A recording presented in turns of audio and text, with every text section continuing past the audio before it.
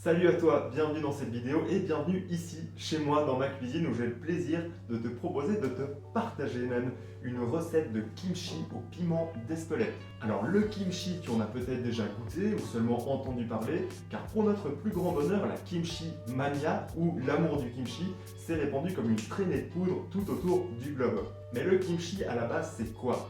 Pour résumer les choses, disons à l'extrême, on pourrait dire finalement que le kimchi c'est une version sud-coréenne de la choucroute. J'espère sincèrement qu'en disant cela, je n'ai offensé aucun de mes amis sud-coréens. Cela dit, il faut savoir que le kimchi, parfois c'est pas si simple que ça. Il existe d'innombrables recettes de kimchi différentes. Certaines d'entre elles sont très complexes et chacune d'elles ont leur propre spécificité. Par contre, on peut dire qu'il existe une sorte de tronc commun, quelques ingrédients de base qui reviennent très souvent dans un bon nombre de recettes. Parmi ces ingrédients, on retrouve en règle générale du gochujang. Alors ce terme désigne en fait des flocons de piment rouge sud-coréen. C'est un piment très spécifique, il possède des notes fumées, des notes sucrées et en fait il est très présent dans le paysage de la gastronomie sud-coréenne. Alors avant de passer à la recette du kimchi au piment d'Espelette, je me présente rapidement pour celles et ceux qui ne me connaîtraient pas déjà. Je m'appelle Yanis, je suis nutrithérapeute certifié et cuisinier créatif et ma mission à travers cette chaîne Eat and Joy est de participer à démocratiser l'accès à la nutrition. Sur cette chaîne, je te parle principalement de nutrithérapie, de cuisine créative, mais aussi de lactofermentation. Alors si ces sujets t'intéressent, je t'invite à t'abonner à la chaîne. Pour la recette d'aujourd'hui, j'ai remplacé le gochujang par du piment d'Espelette. L'idée de cette vidéo est aussi de prouver qu'on peut tout à fait réaliser un kimchi, même si on n'a pas un magasin asiatique en bas de chez soi. J'ai donc choisi le piment d'Espelette. Et puis c'est aussi la touch de la cuisine créative de pouvoir s'inspirer de recettes existantes pour les réinventer et créer notre propre version de kimchi. Alors attention, tous les piments ne se valent pas, certains sont beaucoup plus puissants et beaucoup plus forts que d'autres. Et pour remplacer le gochujang par du piment d'Espelette, je me suis aidé de l'échelle de Scoville, qui est un classement en fait qui reprend les piments par ordre de puissance. Parmi les autres ingrédients du jour, on retrouve du chou chinois, des jeunes oignons. On va mettre un peu de pomme aussi, j'aime beaucoup mettre une petite touche de fruits dans mes kimchi. Je mets de l'ail, du gingembre, des radis roses. Alors, je vais aussi mettre un oignon rouge et un peu de sauce soja, ainsi que du sel, alors non raffiné, j'insiste. Comme d'habitude, comme quand il s'agit de fermentation, on va choisir évidemment des ingrédients issus de l'agriculture biologique et puis aussi non raffinés, car il faut savoir qu'un bon nombre de sels vendus dans nos supermarchés sont raffinés. Et c'est parti pour la recette. Alors simplement, je prends mon chou chinois, je regarde s'il est beau, s'il est propre. Au besoin, on retire les premières feuilles. Ici, je l'ai déjà fait, donc je ne vais plus rien retirer, c'est très bien comme ça. Pas la peine de laver outre mesure son chou chinois, car il faut savoir qu'avec la lactofermentation, les bactéries pathogènes vont être inhibées de toute façon. Alors, je commence donc par le chou chinois. On va simplement le couper en deux, dans le sens de la longueur, comme ceci. Voilà, c'est un magnifique chou chinois et je vais dire aussi que c'est un beau bébé. Là aujourd'hui, je vais me contenter de lactofermenter la moitié, ça va être amplement suffisant pour ma recette. L'autre moitié, je vais la mettre de côté. Alors, notre chou chinois, nous allons simplement le détailler en cubes, disons, de environ 2 cm de largeur. Alors, ça n'a pas trop d'importance en fait, la taille de la découpe finalement, c'est un peu selon les goûts. Évidemment, il va y avoir aussi un jeu de texture en bouche. Disons que plus on coupe finement son ingrédient, moins on va aller sur des saveurs croquantes, d'accord? Et donc là, aujourd'hui, j'ai quand même envie d'avoir de la mâche. Et je taille des cubes, je veux dire, de 2 cm plus ou moins. Alors c'est vraiment à vue d'œil.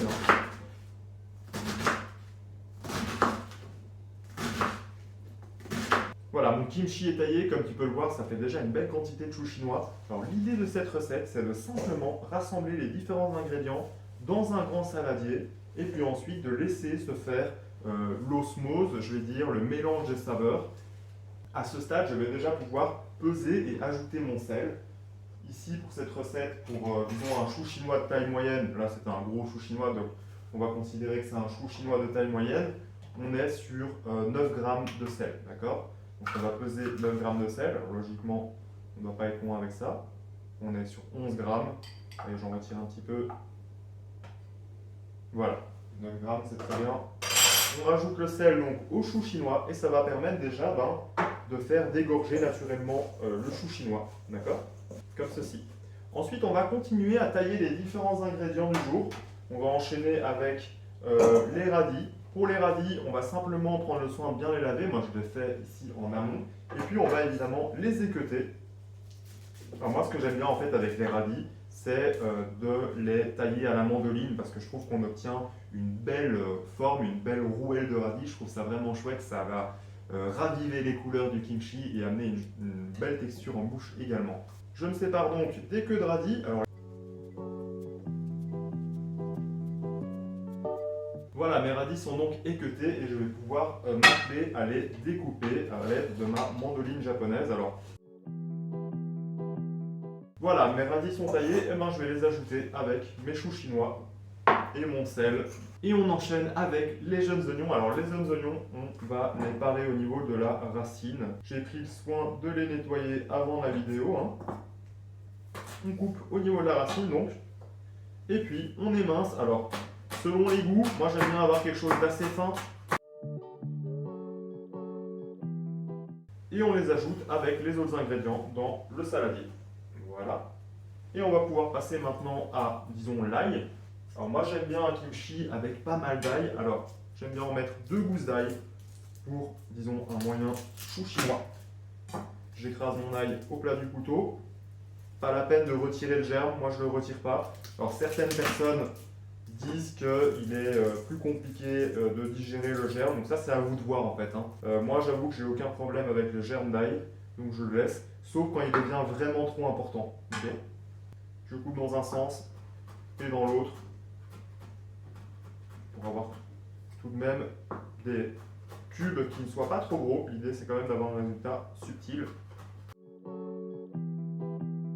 Alors ça va peut-être te paraître paradoxal, mais moi j'aime pas non plus couper trop finement l'ail, pareil avec le gingembre, parce que j'aime bien en fait reconnaître les différents ingrédients lors de la dégustation. Et on continue justement avec le gingembre. Alors moi j'utilise une petite cuillère pour éplucher mon gingembre, c'est super pratique. Et le gingembre en fait ça transforme complètement le kimchi.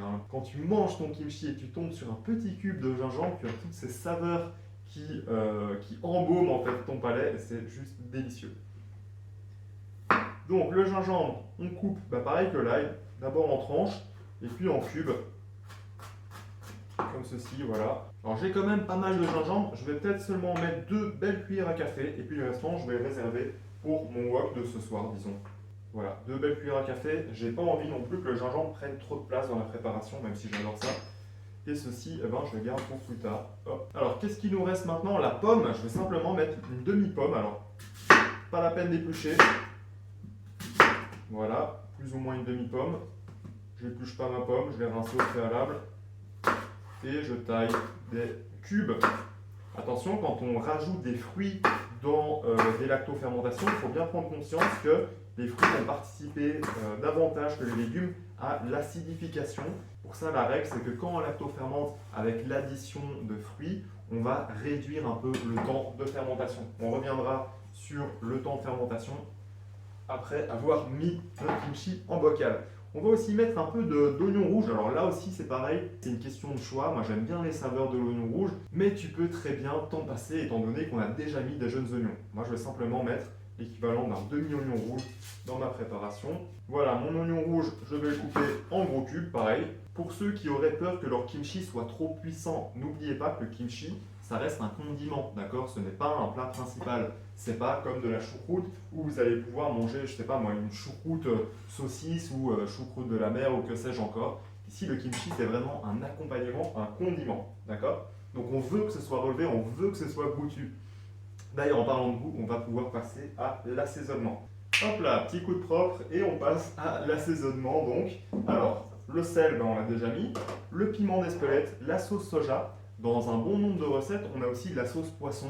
Aujourd'hui, par choix et parce que j'en ai pas aussi, je n'en ai pas mis. C'est pas un problème, j'ai déjà réalisé de nombreux kimchi sans sauce poisson. Encore une fois, il faut faire avec les ingrédients qu'on a. Je mets donc l'équivalent de 2 cuillères à soupe de sauce soja.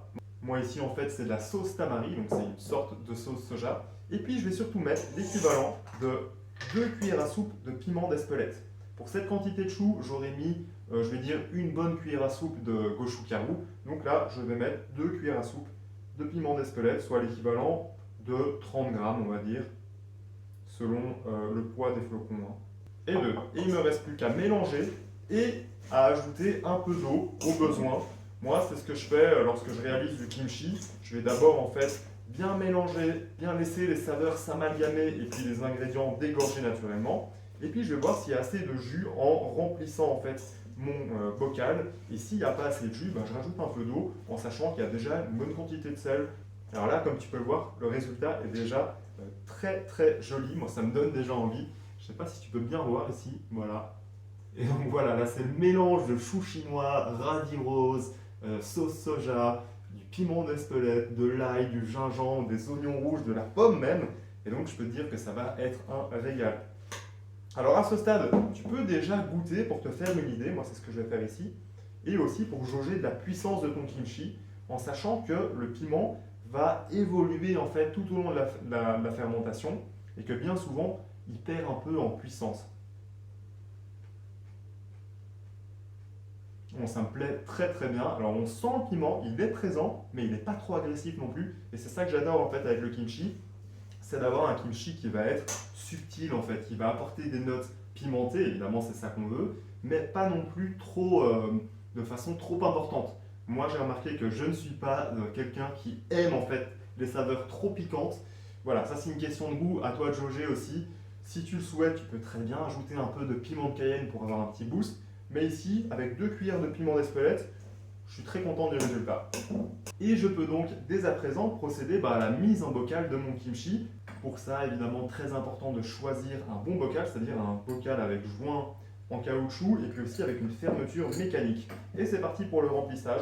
Et c'est très important, non pas de boire une bière en le faisant, mais plutôt de tasser correctement. Pour ça, j'utilise une bouteille, une ancienne bouteille de ginger beer que j'ai nettoyée au préalable, évidemment. Et comme ça, je suis bien sûr de pouvoir déjà extraire du jus. C'est important, il faut quand même que mon chou chinois au final il soit suffisamment immergé. Et puis surtout chasser les bulles d'air et permettre de mettre plus de kimchi à l'intérieur de mon bocal. On va tasser, on ne va pas hésiter à bien malaxer.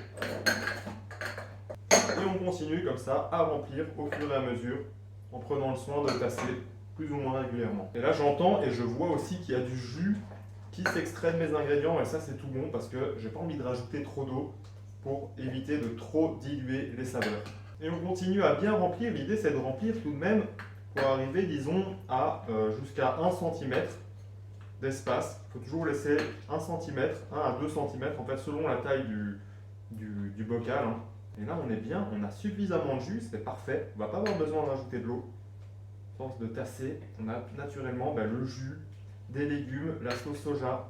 Et on est magnifiquement bien en ce qui concerne les quantités. J'ai réussi à tout mettre et il me reste plus qu'à tasser parce que tout est bien rentré donc, dans mon bocal. Et je vais arriver, disons, à avoir un petit espace de 1 cm à peine entre le haut de ma préparation et la fermeture du bocal. Pardon.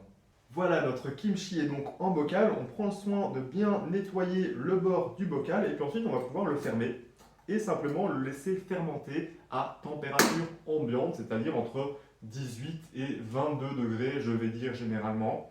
C'est important que les premiers jours de la fermentation se passent à température ambiante, c'est-à-dire pas une température trop froide, d'accord ? Ensuite, ce kimchi, je vais simplement le laisser fermenter, disons 10 jours, et puis je me ferai une idée au goût et je déciderai soit de le mettre dans ma cave ou au frigo, ou soit de le laisser poursuivre encore un peu sa fermentation. Disons, ça peut aller jusqu'à 3 semaines de fermentation. Après, pour la conservation, c'est très simple. On va placer le bocal soit dans sa cave, soit au frigo, et on peut le conserver ainsi pendant des mois sans aucun problème. Par contre, il faut savoir que la fermentation va faire que les goûts vont évoluer, l'acidification va se poursuivre, même si à un certain moment elle va se poursuivre de façon plus lente. Mais toujours est-il qu'avec l'addition de fruits comme ici la pomme, on peut avoir un kimchi qui devient acide après 2-3 mois. D'accord ? Donc il s'agit de le consommer au bon moment et puis de le garder au frigo si on veut vraiment ralentir fortement la fermentation et donc l'acidification du milieu. Je te recommande aussi vivement de toujours placer ton bocal sur une assiette ou sur un plateau parce que l'idée ça va vraiment être de prévenir tous les éventuels débordements et ça arrive. En mettant un plateau, tu es sûr que l'eau, le sel, la sauce soja n'abîmeront pas ton beau parquet, ton plan de travail ou quoi que ce soit. Voilà, merci à toi d'avoir regardé cette vidéo, joyeux kimchi, et puis je t'invite encore une fois à t'abonner à la chaîne. Voilà, je te souhaite une excellente journée, un bon kimchi, et puis à très bientôt.